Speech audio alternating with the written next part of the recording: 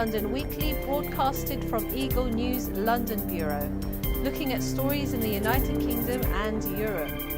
In today's update, Brexit prices hike deter British shoppers. Thousands march in London to defend the National Health Services, or NHS. The Philippine ambassador is presented to the Queen. In our lifestyles news, Grace Rivera reports on Prince Harry's visits to charities in the north of England.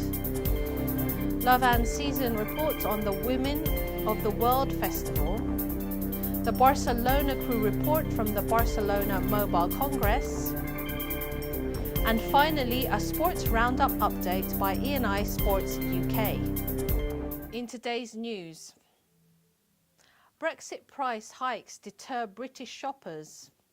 The spending power of households is being stretched by the fall in the value of the pound since Britain's referendum decision in June to leave the European Union, and by a rise in the global oil prices. Grocery inflation has also doubled since February, signs of penny pinching by British shoppers. Primarily it's to do with inflation and the impact of the currency devaluation and commodity price rises feeding through into prices. And that has squeezed real wages, and it is continuing to do so, which means that actually households have less money to spread across all the things they buy. The latest numbers showing consumer spending falling as inflation fueled by sterling's weakness over Brexit puts pressure on incomes. The forecasts are, particularly the Bank of England's one, about quite substantial growth this year, again in the UK of about 2%, is that consumers are going to be prepared to dip into their savings more and therefore borrow more. And they will carry on spending. Now, that is a big, big assumption to make. And actually what we are already seeing is that consumers perhaps are much less willing to go out and buy anything in the shops. Another concern, rising supermarket bills. UK food inflation has doubled since last month, meaning shoppers may consider tightening their purse strings even further. People are thinking twice about snapping up new clothes, electronics and other luxury items. Some analysts warn the government's confidence in the resilience of the British consumer may be misplaced. Thousands of people marched in London last Saturday demanding more funding for the country's National Health Service, or NHS. The health service faces growing pressure from a boom in ageing population and due to a tight budget. The leader of the opposition party, Jeremy Corbyn, addressed the protesters, urging them to defend the NHS with all your might. Our NHS is not in crisis because of overspending. It's in crisis because of underfunding, a crisis made down there in Downing Street. Founded in 1948, the National Health Service, or NHS, is a source of huge pride for many Britons who are able to access free health care from cradle to the grave. We're going to block any trade agreement that gives a green light for US healthcare companies to come here and strip out and take from our National Health Service.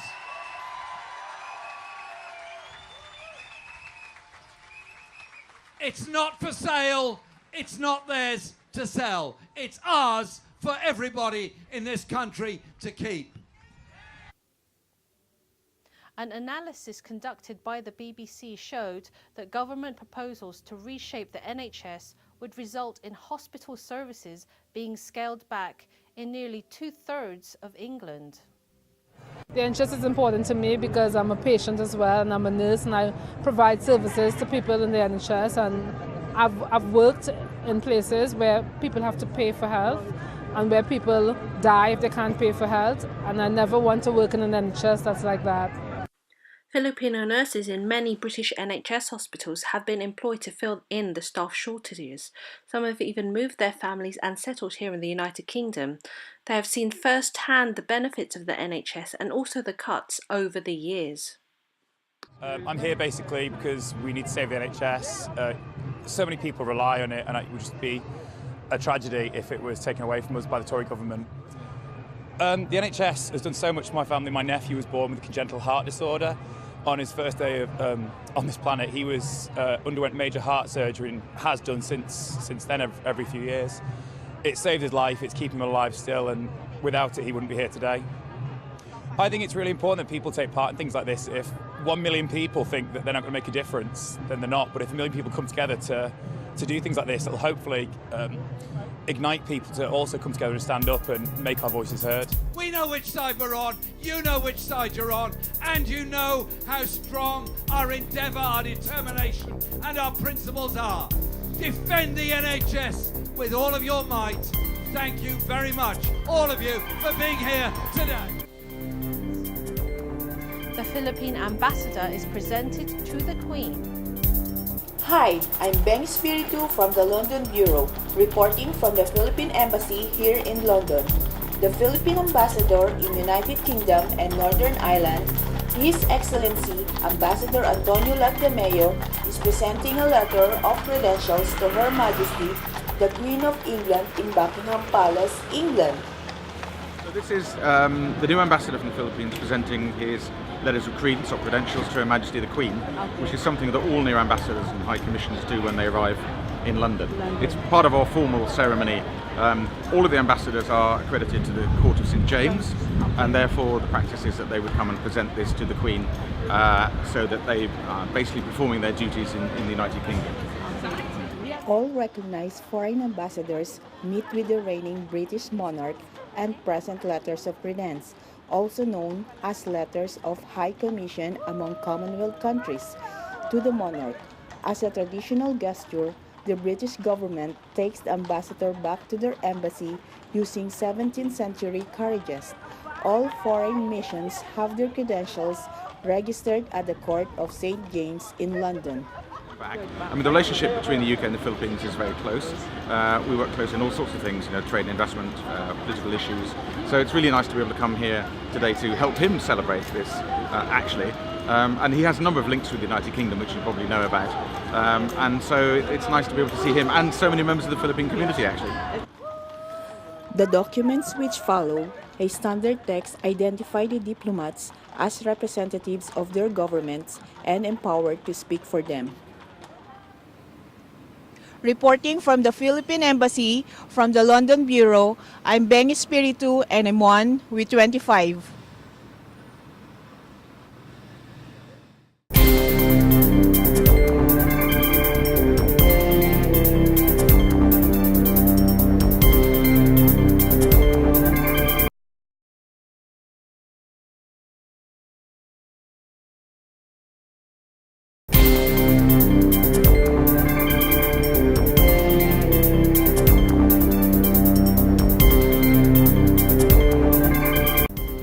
Our Lifestyles News, Grace Rivera reports on Prince Harry's visits to charities in the north of England. His Royal Highness Prince Harry continues his charity work as he heads northeast in his visit to Gateshead in Newcastle. One of his supported charities is an organisation called Walking with the Wounded. Prince Harry arrived at Gateshead Civic Centre to a cheering crowd on the 21st of February and was met by the dignitaries and CEO of Walking with the Wounded for a meeting to discuss issues faced by ex-servicemen and women. Walking with the Wounded is a charity group dedicated in helping former soldiers who are disadvantaged by physical injuries and affected by mental health issues. The program helps veterans find employment and restore independence by helping to identify new career paths and provide training platforms to help develop skills and qualifications necessary to make a successful move into civilian life. At the meeting with Prince Harry are some of the beneficiaries, members of the council and the police force. One of the support providers for this cause is Gateshead Community Armed Forces. Those previously served in the armed forces can have access to services such as community visits, benefits, travel, and housing, to name a few. Walking with the Wounded and its charity partners are working together to raise awareness in the way society perceives mental health. Plans are being put in place to improve access to care and better support networks for our wounded UK veterans. From the UK Bureau in Newcastle, I am Grace Rivera and I am one with 25. Love and Season reports on the Women of the World Festival. Women around the globe are celebrated for their remarkable achievements over the years, their dedication in pursuing their passions everywhere. To mark the International Women's Day, let's take a moment to hear about some of the amazing women who, in one way or another, have touched people's lives. I would say Maya Angelou, because she's a worldwide known figure and she's very inspiring to women and men alike. One of her most famous quotes is, if you don't like something, change it. If you can't change it, change your attitude. And I think that's a big quote that everyone should try to incorporate into their daily living, to just not let things that maybe can't change, to just let it go and keep going no matter what. Ellen DeGeneres. She's a kind of woman that brings humour, as well as she finds the good in everything. She helps people get over situations, whether that's through health, mental issues or poverty, no judgment. And she's just got this huge heart that goes to the real people, rather than just going to specific target groups. It's to everybody, without prejudice. Marie Curie, who was actually a French scientist, but she was, of course, originally from Poland. Marie Curie, I think, the first woman who actually got the Nobel Prize. I think it was for the discovery of radium, and so it was obviously in science. Now, Marie came from a background where education was very important, and I am a very strong believer in education. The more women are educated, and the more they will progress. And I think Marie Curie represents the opportunities that women should have. And Rosa Parks, I think she did so much for black women in the times of adversity, and she didn't hesitate to step forward and make a stand for what she believes in. But I think in a very, very difficult time in history, she had the determination and the strength to actually stand up and say, actually, no, I'm not going to be treated like this, and I do want to be treated as an equal, and she made that mark. I think definitely there's been a big change in the women's roles in society. I think women are becoming more vocal about what their rights are, and they're more willing to go forward and push through the tough times to try and get the justice and the equality that women do deserve. I think we've been given more of an opportunity to be a bit more sort of equal to men. We seem to have a lot more women working in like big high-powered company jobs. Things are definitely changing, I think, for the better for women. I think the world would be a better place because women tend to have a different influence on choices. Might be more happy. I think women have a role maybe of softening things up, maybe making it less aggressive. I think the world would just be a little bit more equal. I think they just want to work alongside men and have the same opportunities and the same treatment that men get, really. So I think a modern day woman is very technical savvy. And can be very empowering too. More work orientated. Definitely determined. Positive, a go-getter. A strong, happy, independent woman. I would like to wish every woman in the world a happy Women's Day. Happy Women's Day. Happy Women's Day. Happy Women's Day. Happy Women's Day. Happy Women's Day. Reporting from the London Bureau, I'm Love and Season and I'm one with 25. The Barcelona crew report from the Barcelona Mobile Congress. Hello everyone! Welcome to the most awaited event here in Barcelona, Spain, the Mobile World Congress. It has begun in Barcelona with some of the biggest names in technology descending on the city to show off their latest products. The Mobile World Congress has closed its biggest edition with 108,000 attendees, an increase of 7% over the previous year.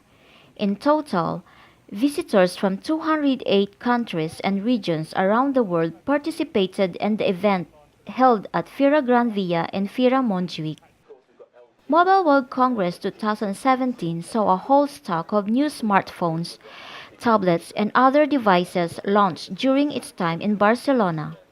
What are you looking forward to in Mobile Congress? Basically just see the innovation, see where the future is going, look at the trends, and it's always important to be close to the customers. There's a lot of people that come around sharing the same sort of interests, and it's good to be at the forefront. Getting good contacts with my customers and helping to close business opportunities. What will mobile customer be expecting to see on the market? I think you'll see a lot of new phone devices, higher data rates, and new capabilities like Internet of Things and such. Samsung, Sony, LG, Huawei, Nokia, and other mobile manufacturers have announced gadgets for the coming months. Samsung launched the Galaxy Tab S3, a new premium Android tablet with an Include S Pen stylus that supports all the features from the Galaxy Note series. There is a 4-speaker system tuned by AKG Audio. Also relaunched its classic Nokia 3310 feature phone in the market.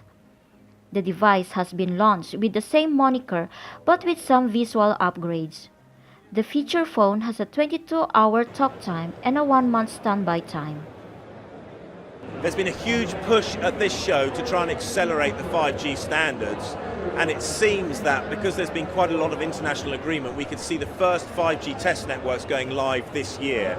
Then we're going to see this enormous race, almost a bit of a kind of global arms race to get 5G out there first. The Chinese want to be first, the Japanese want to be first, the Koreans want to be first, people in Europe want to be first, and in North America a massive push from Verizon and other companies. Starting with 5G in the home, it won't be something you walk around with. It's going to be a bit of a while before you see 5G on a smartphone, but by 2019, 2020 there will definitely be devices out there. The Mobile World Congress supports the continuous improvement and development in technology for commercial and industrial purposes and making our lives easier. Reporting from Barcelona, Spain, I am Lavia Puches Pablos for Eagle News. I am 125.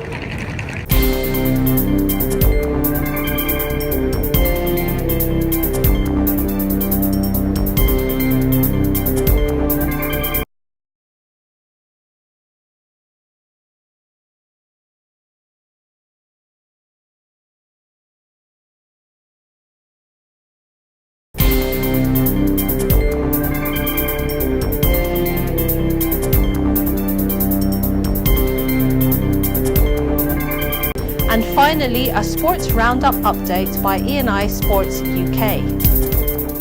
Today we are reporting from London's historic Wembley Stadium, the home of football. Wembley is one of the most iconic stadiums in the world. The great player Pelé once called it the Cathedral of Football. What you see behind me today is the new stadium, which was built in 2007 after the old stadium was demolished in 2002.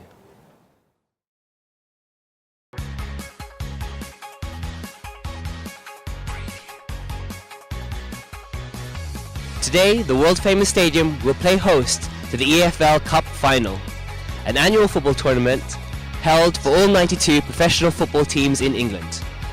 Although not as prestigious or as historic as the FA Cup Final, the EFL or League Cup Final represents the first trophy of the Football League season.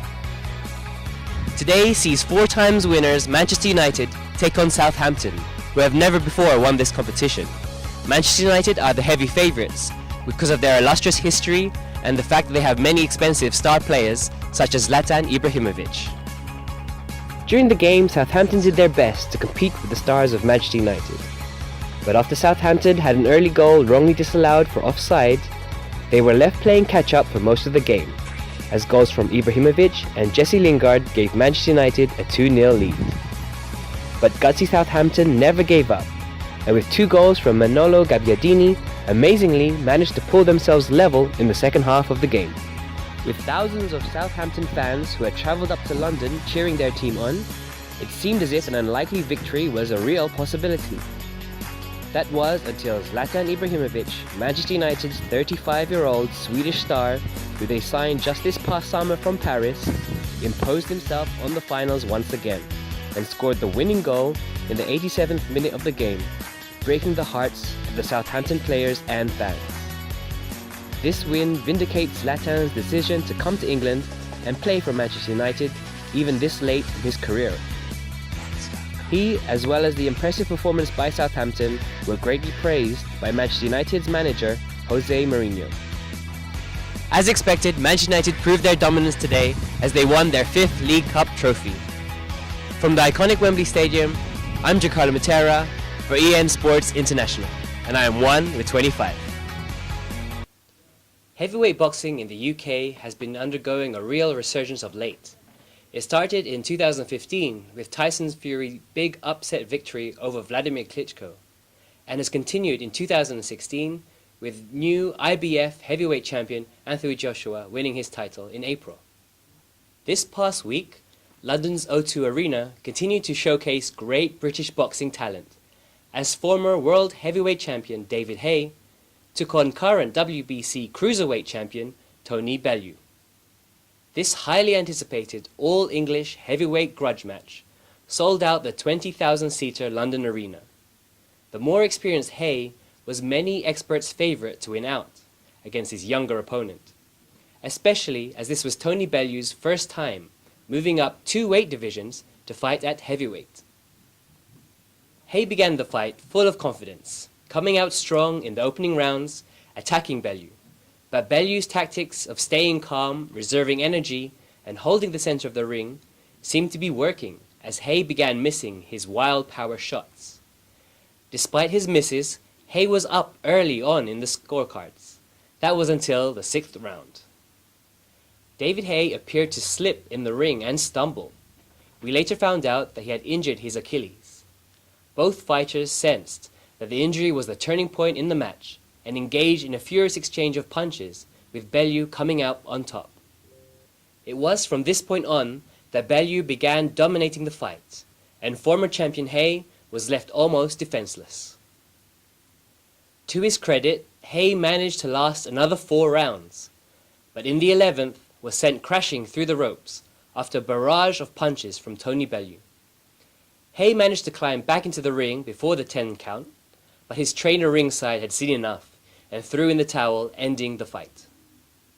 Both fighters had exchanged strong words with one another throughout numerous press conferences and media days, but by the end of the night, that had all been replaced by mutual respect, with the winner, Bellew, stating that he had beaten one of Britain's best ever boxers.